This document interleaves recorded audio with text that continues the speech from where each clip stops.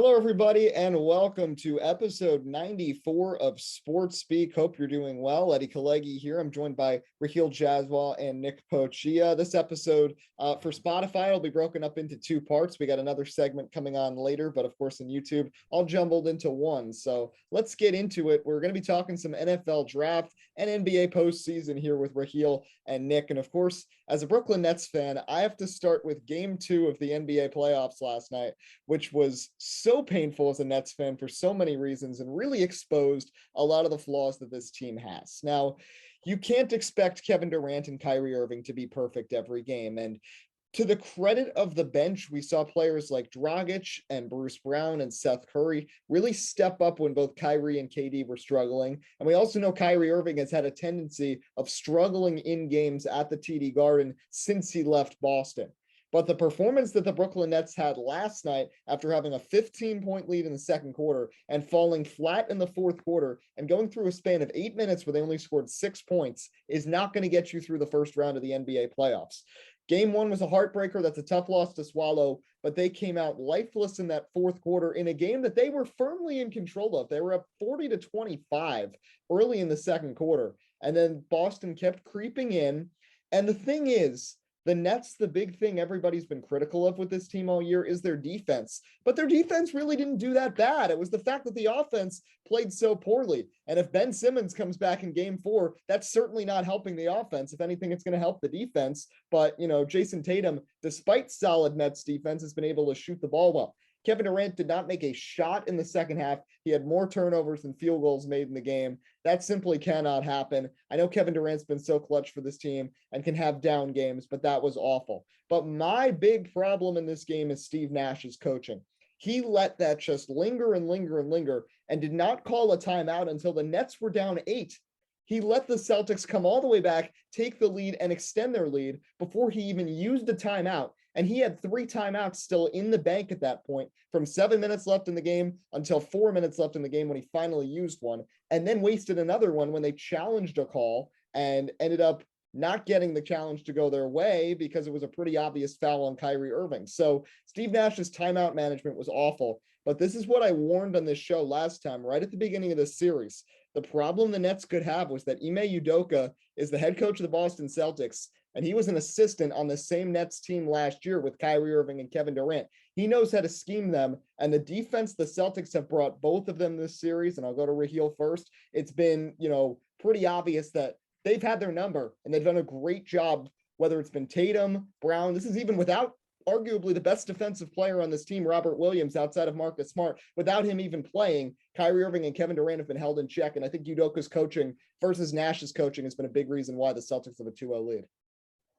Oh, yeah, 100%. And there's been questions about Steve Nash since last year, Eddie. You brought it up last year when the Nets lost that game 7. Why not use your timeout in the final couple possessions and and draw up a play? And I think this whole experience with the Nets, I think it was a huge mistake hiring Steve Nash. I feel like they needed some head coach with some experience to balance this out because we knew it was going to be tough even when James Harden got there. All 3 stars trying to coexist.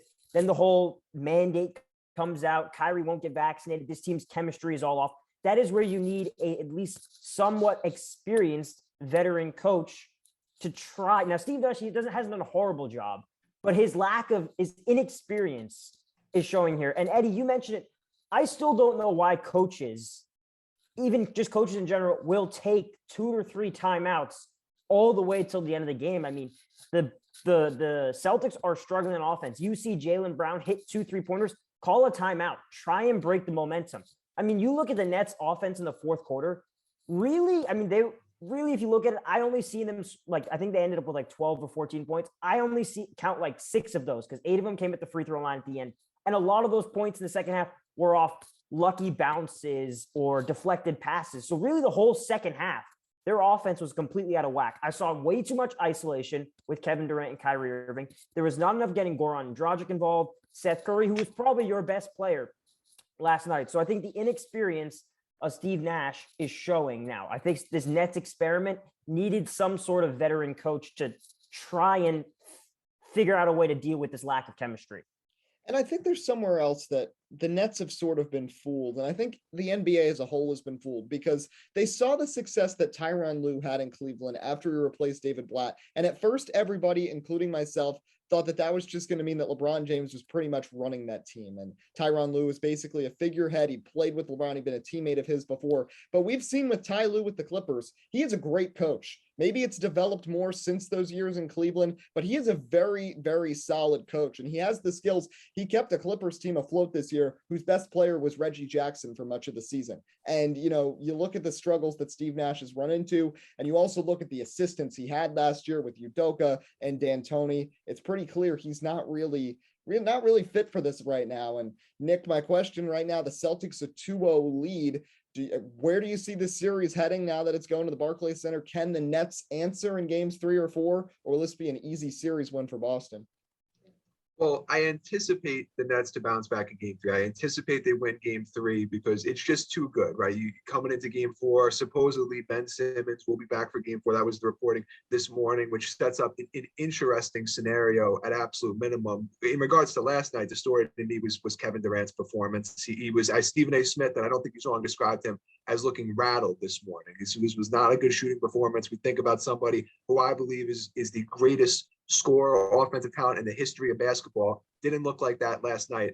That's concerning. I expect him to bounce back in Brooklyn, game 3. Kyrie Irving to bounce back in Brooklyn in game 3. So it's going to be very interesting. And then in regards to Steve Nash, and you bring up Ty Lue, which I think is an outstanding point. We kind of saw this narrative. Obviously, Steve Kerr, who I also think is a very good coach, by the way. Steve Kerr taking over that Warriors team, them winning multiple championships. You mentioned Tyronn Lue in Cleveland. Kind of this narrative that we're going to bring in, former players. They all happen to be former guards, actually. They're going to come in. The talent is so immense that these teams are going to perform regardless of the coach's abilities. And Steve Nash has not looked like an outstanding NBA coach on this roster. A name, not calling the series over, but a name to watch out for if this season ends, if the Nets decide to move in a different direction. Mike D'Antoni, I know he's getting old. I think would be a phenomenal fit for this Brooklyn Nets roster, because that was a very New York Knicks loss last night, a 15-point lead you mentioned at one point, and did not look very good. So we'll see where this series goes.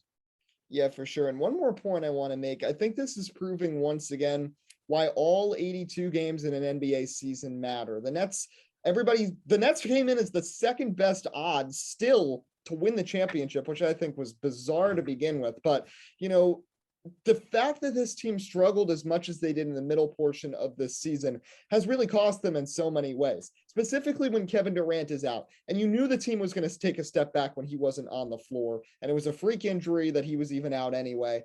But the fact that we saw this team really not have many positive developments during that period.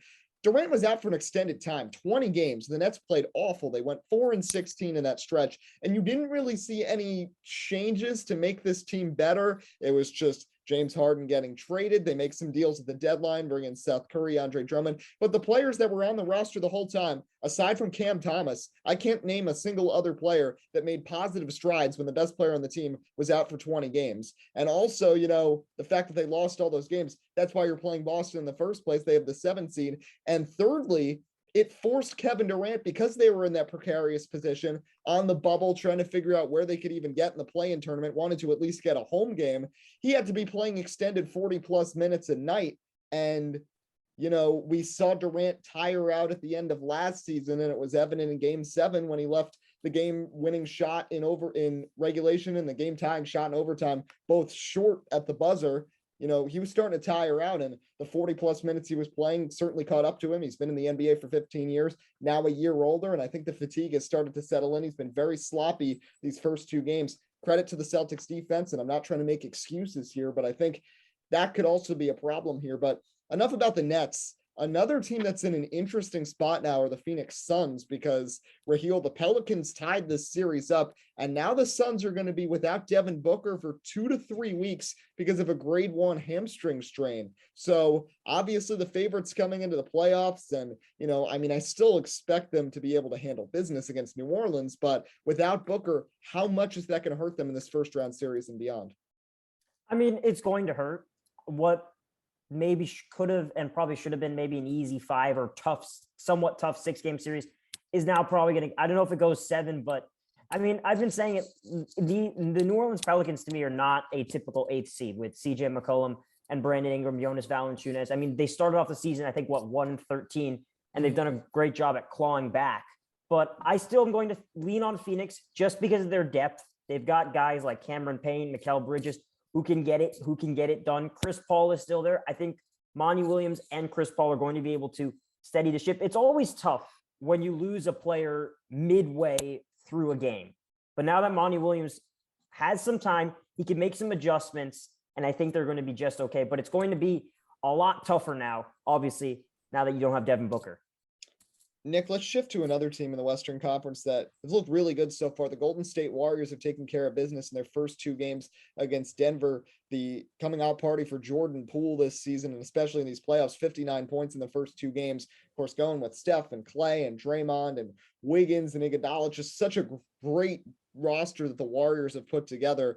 Do you think Golden State is a serious threat for the Western Conference Championship?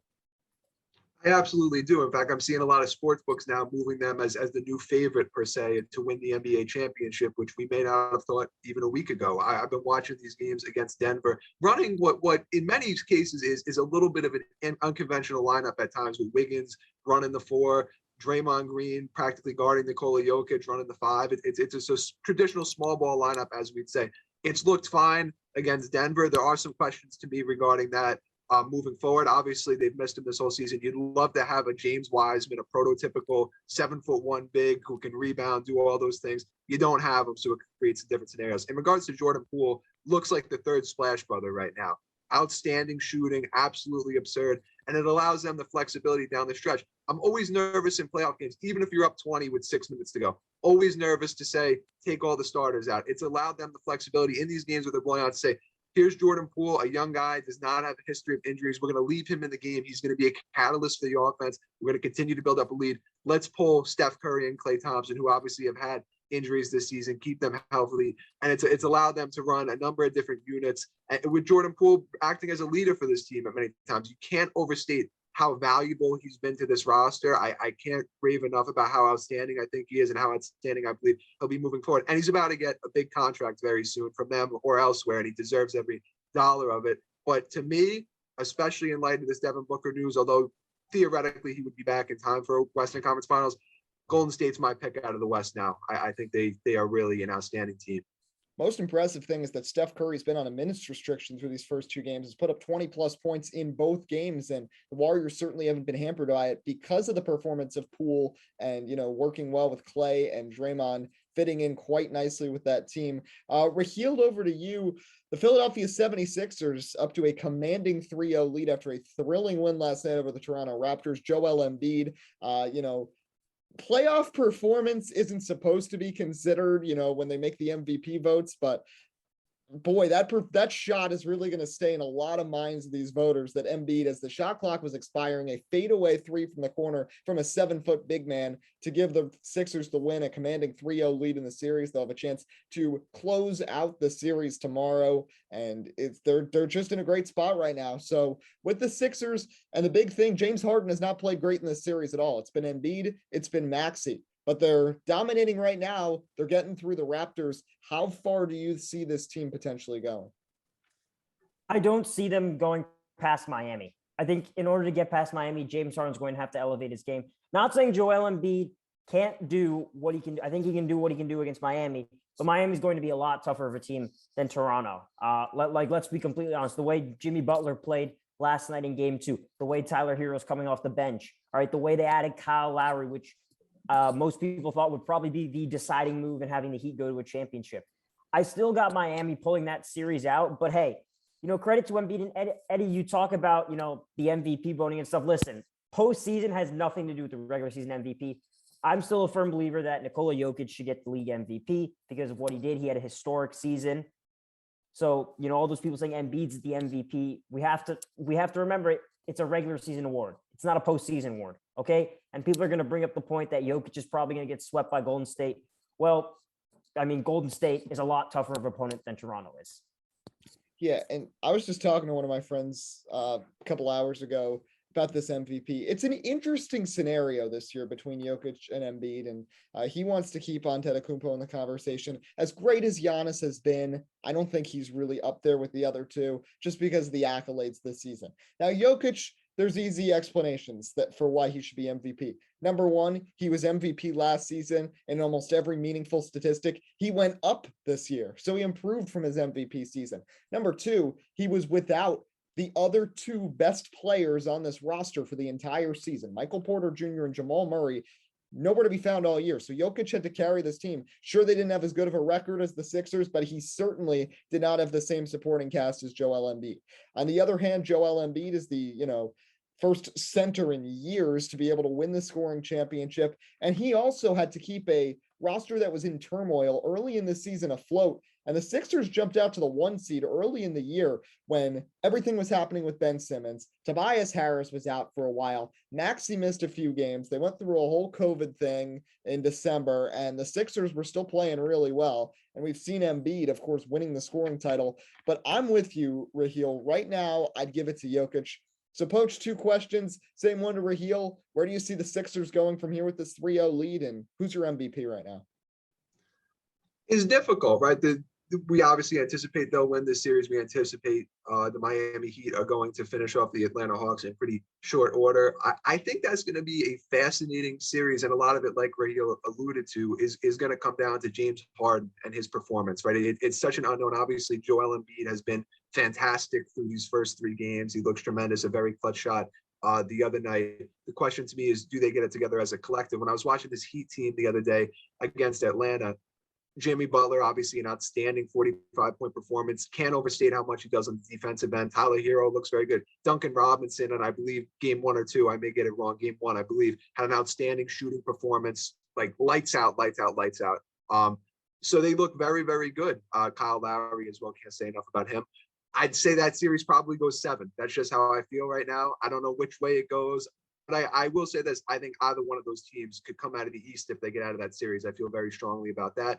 And then in regards to the MVP, I'm going to agree with the logic you guys are saying. When you look at Nikola Jokic leading this team to 46, 47 wins as a 6th seed in the Western Conference, basically on his own, not to talk down to the accomplishments of guys like Will Barton, who have had solid seasons, but Michael Porter Jr. just got paid like a future superstar. He was missing the entire season. Jamal Murray, same deal, missing the entire season. And Nikola Jokic basically went out on his own in a tough Western Conference, got this team in the playoffs. Difficult situation now with a very tough Golden State Warriors team, as you alluded to. But also to give Joel Embiid his credit, Giannis Antetokounmpo, Devin Booker, matter of fact, that argument people no longer make. The best player on the best team in basketball at least garner some consideration. And then even on the outside of that top 5, Jason Tatum with a phenomenal season for the Boston Celtics. But my pick would be Jokic. That's my pick. So one more thing in the NBA I want to talk about. It's the Utah Jazz. Now, that's an even 1-1 series. I think that's the most competitive series right now. It could go 7 games very easily. Of course, we've seen the Nets Celtics series be exciting, but I think in terms of being evenly matched right now, the Mavericks and the Jazz. Now, concerning for Utah, I mean, no Luka Doncic, and they let Jalen Brunson go for a career high. I've said this before. I feel like over the last 3 or 4 years, the Utah Jazz and the Dallas Mavericks are the 2 most overrated teams in the Western Conference. The Jazz, Donovan Mitchell and Rudy Gobert, both big-time talents, just haven't been able to piece it together and work together that well. And Rudy Gobert has had a pretty bad series. Donovan Mitchell has carried his weight. The rest of the Jazz team is outside of Bogdanovich really haven't through these first 2 games. And Quinn Snyder, of course, on the hot seat as coach, really thinking this year might be it for this Utah Jazz group if they can't go very far. But, Dallas, on the other hand, yeah, they have Luka Doncic, but haven't really been able to get him any supporting pieces. And, sure, the Mavericks were able to do it with Dirk Nowitzki and ultimately win a championship with him years ago. But I think they gave him a better supporting cast than Luka Doncic has gotten. And we've seen so many teams in the Western Conference making big splashes with money. And we know Dallas has the ability to spend. Mark Cuban is the owner of this team, but they haven't really done much to really surround Luka Doncic. There hasn't been much changeover on that roster. And many people hype them up going to the playoffs. This will be the year. But Luka is very injury prone despite the talent. And they run into trouble in round 1 each and every year. So Rahill, right now, 1-1 series, who do you think is going to ultimately get the edge? I'd say Dallas. I mean, I know Luka's out tonight, but Dallas proved they can get it done without him. I mean, Maxi Kleba, Jalen Brunson was absolutely phenomenal. I mean, I don't know what else to say, but also I think the big change in this Mavericks team is the defense. And we have to give Jason Kidd a lot of credit for that. Before he got there, I think they were pretty much close to bottom of the league in almost every single defensive category. They just did not play defense. Now they actually do play some defense, and it shows. If you can just, and Nick alluded to this earlier, you're like 15 points, 6 minutes to go in the postseason. It's not comfortable. If you can just hang around, keep it below double digits or even 10, 9, 8 points to hit a couple 3-pointers, then all of a sudden you're looking at a really close game. And I don't trust the Utah Jazz. I don't trust Jordan Clarkson. Okay. I certainly do not trust Rudy Gobert. And I love Donovan Mitchell, but that fourth quarter was not great. He had a splendid first half. He went 7 of 13, but I kind of see a little in a bad way, a little Westbrook in front of like completely solo sort of thing. I need him to be more of a playmaker and facilitator sometimes, because he's taken some tough shots. Now, Donovan Mitchell's been absolutely phenomenal. You put his postseason numbers to where he is in his career against the all-time greats, it's up there, but it's a lot for him to try and carry this load. We saw it against the Nuggets in the bubble. I mean, he and Jamal Murray had a historically great series. And for Mitchell, he was on the losing end of it because no one else showed up in the big games. So for that reason, I've got Dallas, just because their role players have proven they can step up more. And I think they play better defense, the two teams. So let's shift gears. We are less than a week away, obviously, from the NFL draft, and a lot of storylines there. This may be the craziest NFL offseason in recent memory. Just got a whole lot crazier with Deebo Samuel now requesting a trade from the 49ers. We know he's one of many receivers, Terry McLaurin, A.J. Brown, looking for long-term deals, and Samuel clearly not going to get what he wanted from the Niners. So, Poach, I'll go to you. What teams could you see being good fits for Samuel? It's an interesting thing. Now, first of all, out of 49ers camp, there's a lot of different perspectives as to what his issue is, right? Some people even saying it's nothing to do with money. It's a usage issue with Kyle Shanahan, who historically, he'll come into games on Sundays. I have no idea who the starting running back is going to be. I have no idea if Deebo Samuel's going to get a target.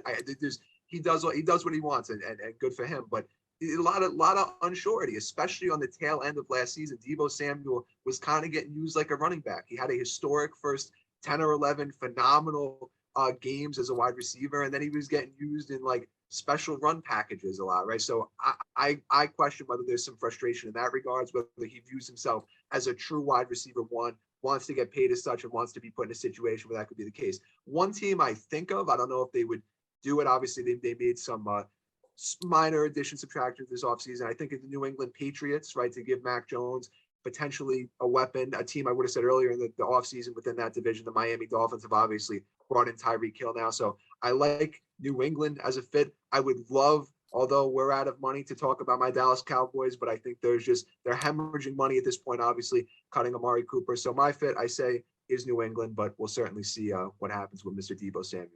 Rahill, how about you? Green Bay, man. Green Bay better get on the phone with this man. All right. You've traded Devontae Adams. You've struck out on almost every single wide receiver this offseason. The only one you've got is Sammy Watkins. Green Bay better be calling. Okay. And, Nick, you said it best about Kyle Shanahan running these weird systems.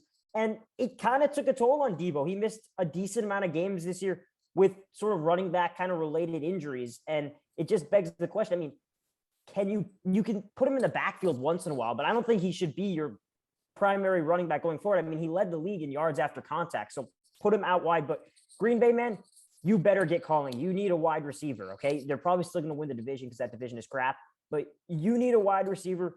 You go get him. This is the chance. This is your chance to go get another weapon and kind of keep your window open, because if Green Bay can't get another wide receiver, I don't know where they go from there, because even if they go for someone in the draft, it's not an instant impact. So it's the Packers for me.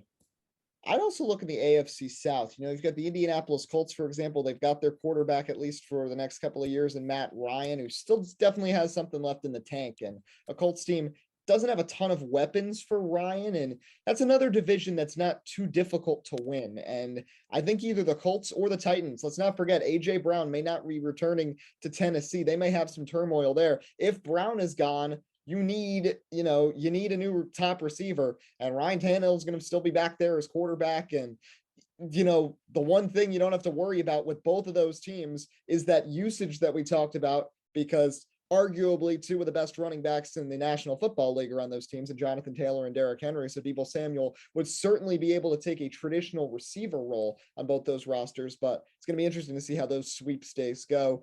But the NFL draft is coming up, and Rahill, I'll go to you first. What's maybe the biggest thing you're looking forward to, and something that's going to keep your eye this draft weekend? It's the top 10. This is one of the drafts, I think, where we can say, I don't know if that there's many locks. Like normally, I remember last year we talked about how the top 2 picks were locks, and after that, it's kind of crazy. We still don't know who Jacksonville's going to go with at number 1. Are they going to go Aiden Hutchinson? I've seen some reports that now a couple offensive linemen could go there. My Giants are there twice, 5 and 7. The Jets are there. A lot of teams need a lot of players, so it's going to be interesting. And again, this is a down year for the quarterbacks. So this is going to be one of the years where the top 10 is not, the top 5 is not dominated by quarterbacks. And I think that makes this so interesting. Last year was all about the quarterbacks, Trey Lance, Mac Jones, Trevor Lawrence, Justin Fields. It was about all of them. This year, it's about the wide receivers, the offensive linemen go deep as well. So I'm really looking forward to seeing that top 10. I think there's going to be a lot of movement on DraftNet. A lot of teams maybe trying to trade up. I've now heard, now there's a report coming out that Pittsburgh is going to try and trade up, because Mike Tomlin loves Malik Willis. So it's gonna be crazy. There's gonna be a lot of movement in that top 10, and I can't wait for it. Poach, how about you? What you looking for? Yeah, it's going to be fascinating. Obviously, there's some unsurety about the first overall pick. You have 3, in my view, phenomenal linemen in Hutchinson. You mentioned Trayvon Walker from the University of Georgia, Thibodeau. You got 3 outstanding options there. Got to ask the NFL scouts who to pick. That's a difficult decision, but outstanding options. And then in regards to the quarterbacks, I agree with you in this being a down quarterback here, but we're seeing this bizarre trend. Obviously, tons of trades for quarterbacks this offseason, but I feel like there's a lot of teams who kind of got left out. I think if you mentioned the Pittsburgh Steelers, who obviously temporarily are looking at Mitchell Trubisky to start this season. I think the Atlanta Falcons, who are tentatively looking at Marcus Mariota, the Panthers, who, Ben McAdoo doesn't sound too confident about Sam Darnold.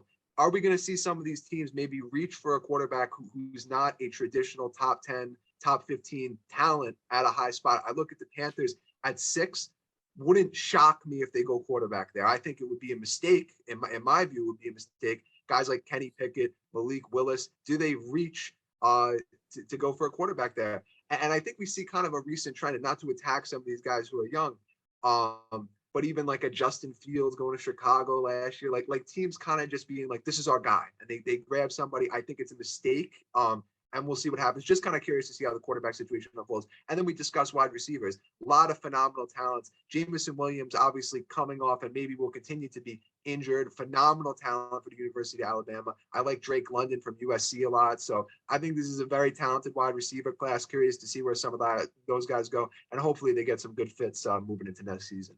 Yeah, there's some teams who really need some wide receivers. And Jameson Williams, of course, there's high risk, high reward there. I think he's the most talented receiver in this draft, but of course, coming off of an ACL injury suffered at the end of last season, so he got hurt in January, so it's probably going to linger pretty deep into the season if he plays at all in his rookie year. So that's certainly something that teams are going to have to consider. For me, I'm with Poach. It's the quarterbacks you got to look out for. Now, I heard one person who was saying, should the Lions consider trying to go for a quarterback? Now, we'll have Zoe Alter on for segment 2, and I know she'll say no. And I don't think the Lions, with a number 2 pick with the quarterbacks of this caliber in this draft, should go with one that high up in the draft. But something that's interesting, there's been a general trend over these last few years, with the exception of Joe Burrow, that the best quarterbacks to come out of drafts have not been the most hyped up coming into the draft. Patrick Mahomes is a prime example. Josh Allen didn't get the most hype his year. Lamar Jackson, Dak Prescott. I mean,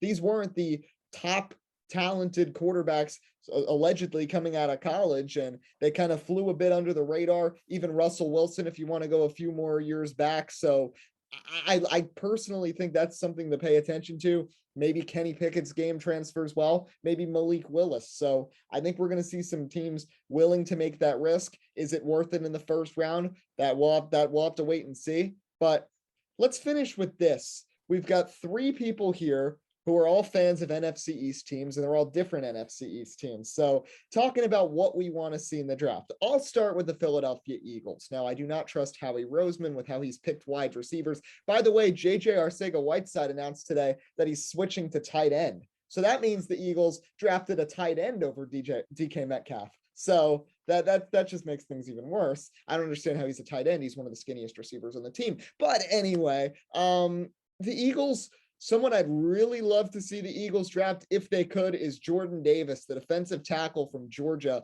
who had that historic 40-yard dash. And you already have a huge defensive tackle in Fletcher Cox, who is aging, had some contract drama at the beginning of the offseason, but is back in Philly. If you could pair him with Jordan Davis could kind of learn from Fletcher Cox, who was a very similar body and skill set to Davis.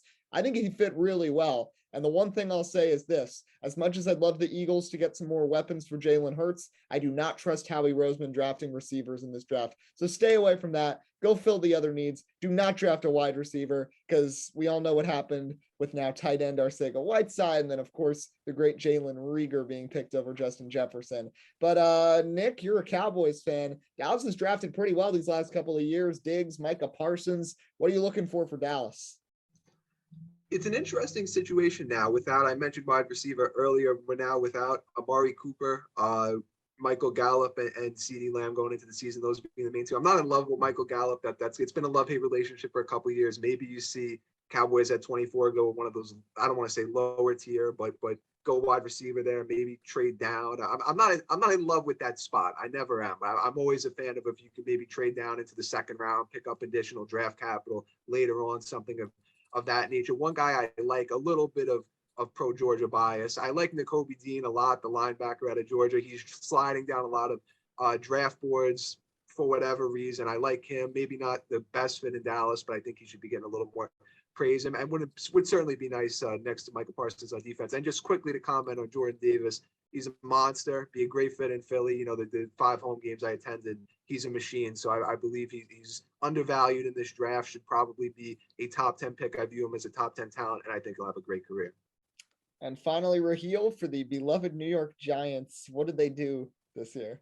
See, mine is different from yours. You guys at least are like, oh, maybe we can get 1 or 2 positions and we'll be okay. The Giants really need as much as like almost everything. But for me, it's been the same answer. It's been for I don't know how long. Offensive line, please. How many years have the Giants been at the bottom of the offensive line stats? And they've got Andrew Thomas. Fine, just give me more depth. Give me from I'm blank on his name now. Ekwonu. He's an extremely incredible run blocker. I don't know if he'll be there at 5 or 7. Evan Neal, to me, is, I think, my number one target. I think he's steady in the pass blocking, running. He works in a zone scheme. Brian Dable ran a lot of zone running in Buffalo. So for me, it's the offensive lineman. If they want to take 2 offensive linemen at 5 and 7, I'm completely okay with that. I'm sick of having a garbage offensive line. Just give me a lineman. Do not reach. I do not want a cornerback or a safety, even though we're probably going to lose James Bradbury. Jabril Peppers is gone. Offensive line needs to be shored up, and that's number one. Once you get the offensive line shored up, then you can go get a pass rusher or a cornerback, something like that. But give me the O-line first. Well, NFL draft this Thursday, NBA playoffs set to continue throughout the months of April and May. Nick Pocchia, Rahill Jaiswal, thanks again for joining us here on Sports Speak. Continuing here with part 2 of episode 94 of Sports Speak, and thank you to Rahill and Nick for joining us earlier. Eddie Kalegi here with Zoe Alter. Going to be talking about Major League Baseball, of course, since we have the exact same backgrounds. And the Mets playing really well, first team in baseball to get to 10 wins. And they did it at Citi Field, taking 3 of 4 from the Giants. But before we talk baseball, of course, we have the Detroit Lions expert here. What do you guys do with number 2? Because, of course, there's Thibodeau, there's Hutchison, now Walker's in the mix, and I've even seen multiple mock drafts with Malik Willis going number 2, and the Lions drafting a quarterback, which personally I think would be a horrible decision. But what do you hope to see from Detroit? Okay, I'm not going to lie. At first, like when I was watching the Combine, I was all Thibodeau. I was like, I do not want Aiden Hutchinson. I was like, he only wanted to play for Michigan. He's not going to care about Detroit. He's just, he had a big Michigan family, go blue, whatever. And I thought he was just going to drop off when he got to the NFL. However, my opinion has changed a lot because I think Thibodeau is a little lazy. And I'm a little worried about that because, like we saw at the combine, he left early. He didn't finish his drills. He was like, you guys can see me at my pro day. But we've had guys like that on the Lions, and it's never worked out. When you have a lazy guy, it doesn't work out. And especially a guy like Thibodeau who has a ways to go. He's a physical freak, right? But he has a ways to go with football. That's what the Lions did with Ziggy Ansah a couple of years ago. They took this kid who really had no business playing football. I'm not saying that Thibodeau doesn't. Thibodeau obviously is more experienced, but this physical freak that how do you pass up on him? And then Ziggy Ansah ended up not doing anything for the Lions and did stuff for other teams, but nothing for the Lions. And so for me, I'm looking for Hutchinson at 2. I'm really hoping he doesn't go 1. I'll be happy if the Lions end up getting Thibodeau at 2, but I think I'm all in on Hutchinson right now. However, I would also like to see someone like Kyle Hamilton because I think the Lions really need to improve that secondary. And as a Lions fan, because Jeff Okudah got hurt so early and wasn't there for the rest of the season, I forgot he existed, not gonna lie. And then I remembered a couple weeks ago, I was like, oh my gosh, we have Jeff Okudah too. So I think we could have this crazy, really locked down secondary. That would be really important for the Lions because they've always had big issues tackling late in the field. So I think Kyle Hamilton could also be a great option. However, I do think you're reaching for him a little bit at 2. So maybe you trade a pick and drop down a tiny little bit or something. As for the QB, I really don't see that happening. I get that I really don't have much faith in Jared Goff either, but I don't know if Willis is the way to go with the 2 pick. Is he that good that it's worth spending your number 2 pick on that you're probably not going to have again next year? I don't know if I would agree with that one. If anything, I think take a different range quarterback a little later on. We all know this draft isn't the most quarterback heavy, even though there will be quarterbacks going early. It's not one of those years where it's like there are these crazy QBs that everyone has to take early. It's not one of those drafts. It's a draft that's more defensive and other players. So I don't think I'd be as aggravated as you because you seem pretty aggravated if they were to take a QB, but I don't think I'd be the happiest for you to spend your number 2 pick on someone who's going to ride the bench the whole year. And then you're going to throw him into a situation and expect him to be your franchise QB for the next couple of years while you go to win a Super Bowl. I don't know if Malik Willis is that guy. So yeah, I don't think he's worth a top 2 pick. And I don't know. I think Kyle Hamilton is a good player, but for the Lions, I feel like you've got to kind of diversify it and not pick back-to-back years with secondary players because you don't know what you're getting with Jeff Okudah, but he was still a top 5 pick. And I think that still speaks volumes. So I think trying to help that D line, especially, or bring in some sort of pass rusher is going to be big. As much as a secondary and having a lockdown secondary is, a big deal. When you look at the NFC North, I mean, the Bears aren't going to be able to throw the ball because of Justin Fields. Aaron Rodgers has no weapons to throw the ball to. So the only team you're really worrying about with the secondary in the NFC North are the Vikings. And they have Kirk Cousins at their quarterback. So there's already some limitations there. So and there's no real stopping Justin Jefferson anyway. So, there's nobody who's really going to match up with him. Contain him. I mean, so I don't really think that's the biggest need. I think it's pass rushing really for Detroit. And I think Hutchinson, Walker, even Thibodeau, any of those 3 could really fit. But let's shift gears to baseball. And we got to talk about the New York Mets. It's all about the Mets, baby. They are 10-4. They've won their first 4 series of the season. They have the best ERA for starters in baseball without the best starting pitcher in baseball even being healthy. And Carlos Carrasco yesterday went 7 2/3 innings, 2-run ball. Chris Bassett got knocked around on Wednesday, but has been really good outside of that. Taijuan Walker is expected to be healthy again this weekend. Of course, Max Scherzer took a no-hitter into the 6th inning, his last outing. And the Mets had an easier schedule, but their first real test, 3 of 4 they take from the San Francisco Giants. Francisco Lindor stands out. And I know I don't want to get excited too early in the season. I know the Mets led the NL East for 100 days last year and choked it away and finished below 500. But you've got to be feeling good through the first 2 weeks of the year.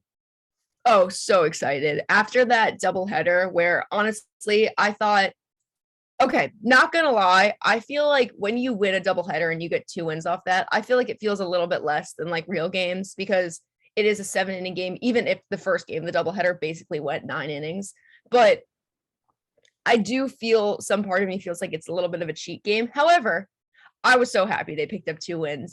That I think was what really started the series off because Lindor having that walk-off in the first game just completely set the momentum, right? Because everyone was so excited. Pete started trying to like pull off Lindor's shirt, and it was like, you have another game to play. So they come back out and they play another game, and they win that one too. I think that was the real setting point for the series. And the next game they lose, but you also have to remember you're playing the Giants. It's not like you're playing a team where you're going to roll over them. It's not like you're playing the Marlins. Like, you're playing the Giants. You're playing a team who could potentially be a World Series contender, right? So for me, I was really impressed that they were able to take 3 out of 4 from them. I've been checking standings constantly, and I was like, because at first when I saw it, I was like, the Mets have a crazy good record. Then I was like, wait, do they have the best record in the MLB? And then I was scrolling through and I was like, there's no way. Because obviously, as you've said, some of their schedule has been a lot easier. But when I see that the Mets have a better record than the Dodgers, I feel like I'm living in an alternate world. I'm like, what is going on? Do I think the Mets would beat the Dodgers? No, I really don't. But I'm still impressed that they have a better record than them. So I've been really excited to watch everything. One thing for me is that Pete Alonso, I feel like if he's not hitting home runs, he's striking out. And that's driving me crazy. Like, I don't know what how he's always been. I know, but it's driving me. I don't know why it's driving me like extra crazy this year, because they'll be in situations and, you have him as your big hitter, right? And then you'll go up and you'll have runners on second and third, and you need him. He just needs to put it in play, and then he'll strike out. And I know that's how it's always been, but something about it this year is really irking me, because I feel like if the Mets do really want to be a contender this year, they can't leave guys on base. You can't do that. And I feel that more than anyone, I think Pete Alonso's been leaving guys on base. And I know that's how he's always been. And he still has a crazy number of home runs. But I mean, we saw at the end of last season, he started hitting line drives and he started putting the ball in play, even if it wasn't a home run. And I think at points this season, I love when there's no one on base and he takes big swings. And if you strike out, then whatever. But when you have guys on second and third, I think you need to change it up a little bit. Try to hit the ball in play instead of going for the big mighty swing that might bring in more runs. Yeah, that's fair. I think the most impressive thing though with the Mets is, I mean, all 3 of the big free agents that they brought in on offense have been performing up to or above expectations. Mark Canha has been so clutch, especially with 2 outs. Starling Marte has been caught stealing a couple times, but he's had some big plays on the base paths. And Eduardo Escobar, 7 doubles, first home run yesterday. I mean, when was the last time that the New York Mets signed people to play offense and they actually played up to expectations? Like Asdrubal Cabrera, Curtis Granderson, it's been like 5 years. Yeah. And I mean, I was not expecting anything from any of these 3 guys because they're all north of, 28 years old. And we all know what happened when the Mets signed Jed Lowry 3 years ago. So but they've all been really impressive. Canha, he was on the COVID injured list for the Diamondbacks series, comes right back, has a big hit in his first game back. So Mets are really good. They've got a lot of depth right now. The question is staying healthy. And if the starting rotation can keep things going, there's still some red flags on that bullpen. Seth Lugo has been very up and down to start the season. Shreve has been good, but it's just annoying that Aaron Loop isn't there anymore because Aaron Loop is not allowed to hit yet this season with the Angels. Yeah. And it sucks that the Mets couldn't keep him, but Jason Shreve has done pretty good. But it's going to be interesting to see how the Mets develop once their schedule gets a little tougher. That won't happen this weekend because fortunately they play the Arizona Diamondbacks again, who are outside of the Orioles, arguably the worst team in baseball. So that should be a pretty easy series win for the Mets again. I expect them to be able to take 2 of 3 at Chase Field. But let's talk about the Dodgers, Zoe, because they're another top team. Freddie Freeman hit his first home run as a Dodger, ironically, in his first at bat against the Braves. Yeah. But then the Braves won that game with Kenley Jansen getting Freddie Freeman to fly out, which was just all kinds of crazy alternate universe stuff. But the Dodgers are looking pretty good so far. Yeah, Colorado's gotten off to a good start and they lead the NL West, but they're going to fall apart eventually because they have no pitching. The Dodgers, do you think that this team maybe is the best all put together Dodgers roster over these last few years? And do you think they're still the NL favorites? Oh, for sure. I don't think there's any question on that. I mean, I said earlier, right? Like the Mets do have the best record in baseball, but there's no question in my mind that if they played a series with the Dodgers would take, if not sweep that series just because of the depth of the Dodgers team. I mean, you look at their pitching, right? And you're like, whoa, that's insane. And then you look at their hitters front to back and you're like, that's even crazier. And it's just like, there's no weak points in their lineup. Like a lot of times when you play a team, it's like, okay, once you get to the 6, 7, and 8 hitters, you have it a little bit easier, right? They're still MLB players and they're still going to hit, but it's not like you're facing the greatest hitters in baseball. But with the Dodgers, There's none of that. Their whole entire lineup, front to back, is ridiculous hitters. So there's nothing you can do. It's like, what's the point in intentionally walking one guy? Because the next guy who comes up is going to be just as good and just as dangerous. And I think that's something that the Dodgers have that not many other teams have. And even when some teams have better depth or they have good depth in their later rosters, nothing is like the Dodgers. And for me, that's the scariest part, because injuries happen all the time in baseball, right? Like, you and I are both just crossing our fingers that some catastrophic injury doesn't happen for the Mets, because that would tank their season. And because they don't have that much depth, especially in the bullpen. If an injury happened for the Dodgers, sure, they'd be like, oh, that's sad, we're missing a guy, but they'd still be fine. They'd still be rolling. They'd still be winning games. They'd still be World Series favorites, because one injury, no matter who it was on the entire team, isn't going to slow them down. And for me, that's what makes them scarier than anything. Even besides their hitting, besides the lineup, it's the fact that anyone could get hurt. Multiple people could get hurt and have season-ending injuries, and they would still be this terrifying team. And that, for me, is the scariest thing beyond anything. So let's talk about the American League. Now, we can have a rational conversation about the Yankees today, because Tim isn't here. No Tim. Yes, no he's Tim. calling hockey this weekend, so he's away. So we can have a reasonable conversation, because let's just tell a little story. Opening day, when the Yankees won that game. In the camp group chat, Tim is saying that the season is over for the Yankees. They won. They were 1-0, but they have not played that well. They lost the series to the Orioles. Yesterday, had a chance to sweep the Tigers, got shut out for the third time this season. I mean, looking at this team, we're seeing Joey Gallo struggling mightily, barely batting 100. Kiner Falefa has not been a great addition to this team so far, especially on the offensive side. Looking at this team through these first couple of weeks, or do you have any concerns, especially with Garrett Cole struggling, about how far the Yankees can really go this year? Okay, I always have concerns about the Yankees, because deep inside, I want to see the Yankees lose. That's always been my thing. I love seeing the Yankees lose. And even going into this season, even with the Mets as the better team on paper, for me, there's always something that's just like, the Yankees are the Yankees and they're going to find a way to win. So even though they're struggling, and even though they literally lost to the Orioles, who, as you said, are probably the worst team in baseball right now, it doesn't matter, because once they get past the first 60 games of the season, they could turn it on and win almost every game from there on out and go to the ALCS. Like, not even a question. And so for me, yes, I get there are concerns right now and they're not performing.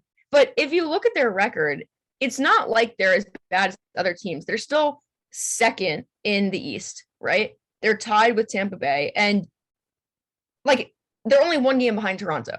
So I know they're playing bad for Yankees standards, right? And it's not up to par, but I still don't have too many concerns about them, because I still think they're terrifying. So, I mean, for me, I don't think you're ever going to get me to say, no, I don't think the Yankees are a contender this year, because I've learned too many times when I've said that, they end up being better than the Mets. So I've just decided not to say that anymore. So for me, no, I think the Yankees are still scary. And even if they're in a little bit of a slump right now, it's really, really early in the season. We're not even at 20 games yet. So I think you're going to see a big turnaround. I think you're going to see them get a little bit whipped into shape, especially playing on such a big stage. You can't suck for that long, or else, like, the Mets are a laughingstock because they sucked for that long in front of a New York audience. And the Yankees will never become that. They're not going to let themselves become that. So I think give them a little time, and much to Tim's dismay, apparently, because I think he wants to see them lose at this point, they're going to be good. It's going to happen. Just give them a little time. Yeah, it's tough for the Yankees, because, I mean, especially as Mets fans, because how the Yankees are playing right now, you'd still be accepting of as a Mets fan if that was. Oh, you'd be excited. Yeah. You'd be like, we have more wins than losses. Yeah, over 500 is thrilling to me. The funniest story, though, so far from the Yankee season, I've got to play a clip on here. So Garrett Cole had an awful start the other night in Detroit. The Yankees still won the game, but he threw 29 balls in one inning and got taken out in the second inning. And then there's a parody account on Twitter of New York Post called New York Porch Sports that tweeted that Garrett Cole promised an underprivileged school he'd donate 600 MacBooks if he went over 2 innings tonight. The Yankees ace went 1.2. And obviously that's fake, but the Los Angeles Angels radio broadcast thought it was legit. He had promised to an underprivileged school in New York before that ball game that he would donate 600 MacBooks if he went 2 innings or more tonight in that ball game. Certainly a nice gesture on his part. He ended up getting taken out of the game going an inning and 2/3. Wow. Okay, this is why you always have to check if something is verified on Twitter. But It's literally, I can't tell who that's more embarrassing for, like for him or for the news station. I really can't decide. that's horrible. But yeah, but that's why you always have to check. You always got to check on Twitter. There's different Twitter accounts. I saw Magic Johnson believed something that Kyrie Irving challenged James Harden to a fight in practice, according to some parody account, and then said it on ESPN. I mean, you've got to look at these Twitter accounts. You've got to look at the Twitter handles and make sure, especially since most of them in their bios say that it's a parody account. So yeah, do your homework, folks. But one more thing I want to talk about on this show is the possibility of expansion in Major League Baseball, because there was some news that came out, I think on Tuesday, that a group of buyers are interested in potentially bringing a Major League Baseball franchise to Nashville. Now, we already know that baseball is in a situation where there are two teams that are not doing well where they are. The Tampa Bay Rays, despite being consistently, arguably the second best team in baseball, aside from the Dodgers over the last 5 years, still can't draw, and their stadium is falling apart. And then you have Oakland, who is now really bad and only had 2,000 people at their game, 2,000 tickets sold for their last game of their series on Wednesday. So and Oakland, the city, does not want to build them a new stadium. So they're probably going to be going somewhere. I think they're going to end up in Las Vegas. But Zoe, do you think Nashville would be a good place for MLB to go? And if not, what are some, potential cities that you think could really host Major League Baseball teams? I think Nashville could be a pretty good city. I think people there are pretty enthusiastic, and I think if they'd go for baseball, I think there's other sports that they might prefer over baseball, but I think Nashville could use some sports like that, right? They have a lot of music and whatever, but you could use a little sports life. As for Oakland, I completely agree with you. I think things are falling apart there. I didn't even know that their numbers were that low. That's crazy. That's lower than like the amount of Rams fans there are in the entire US. So that's crazy. But I think there could definitely be some switches. I think you bring some more teams East Coast. I don't know. I feel like a lot of teams on the East Coast get a lot more attention. And for me, when I say East Coast, I think like upper East Coast. I think more New England than I think like Florida, because obviously Tampa Bay is not getting that same thing. Because if you live in Florida, like you're a Marlins fan. Like there's no other real question about it. Even though the Marlins are so bad, it's just kind of what it is. Don't even get that much fandom either, which is so surprising. The fact that baseball has had spring training in Florida for 60 years, but they can't get major league teams supported there throughout the year. No, literally. So I think if you're trying to, I think you definitely go East Coast, because East Coast, like upper East Coast, is where it is. I think personally, I know it sounds crazy, but like I've been waiting for Maine to get a team, because like somewhere in Maine, like Portland or whatever, because they have all these minor league teams. But I think that if you brought a major league team in, I think that would really change the chemistry of what's going on there. So I think you bring a couple more teams like along that area, and I think it could work. Even a place like, I don't know, like I know New York has two teams, right? And technically like the Mets like almost play in Jersey, and it's like a whole thing. But I think even like a situation like the Devils in hockey, right? Like you add another team that like, so these Jersey people don't root for New York teams anymore, and they can be like a little different because they like being different. I think you add, I'm not exactly sure where, but I mean, you're someone from Jersey. Like, would you want to see a baseball team in Jersey? Well, here's the thing, because they've rumored this before, especially when the A's were on the move the first time and ultimately went to Oakland. There were rumors about the A's coming to New Jersey, and then the Yankees and I imagine the Mets would be the same way, and I feel like the Phillies too would freak out about them stealing, fans. I mean, that has been a history. That's the unfortunate thing about being in New Jersey. The nice thing is that you are within an hour from two major cities, from both New York and Philly. But the bad thing is you are not going to, I don't think you're going to be able to get a professional sports team. If you remember, I mean, even back in the 70s, when the Nets joined the NBA, they had to give away their best player in Julius Erving just to be allowed to join the NBA, because the Knicks were upset that they were going to be stealing their fan base and steal revenue from a team in New York. So I don't really think it would be possible to bring a team here. I think your idea of Maine is interesting. The only thing is those games in April are going to be absolutely brutally freezing. Yeah. Yeah, but maybe you build like one of the first indoor MLB stadiums. You build like a big dome and go for the dome life. I don't know. the other ones that I think are interesting, like maybe in the Southwest, like Oklahoma City or Albuquerque, New Mexico, they have really well supported minor league baseball teams. And there's kind of a dead zone there from Texas down to Cali, aside from the Diamondbacks. There's a lot of open space there where a baseball team would be supported and weather wouldn't necessarily be an issue. So I think those are some interesting ones to consider. Zoe, what if they brought a team to Chappaqua, New York? I genuinely would be afraid because we can't even, like, our high school teams can't even function. So I don't know how an MLB team would function because we have no fans. So Chappaqua Chihuahuas or something? Chappaqua Chihuahuas, please, like El Paso, that would probably be the worst investment someone's ever made. I think you're better off making another team like next door to Miami and seeing how many fans you get.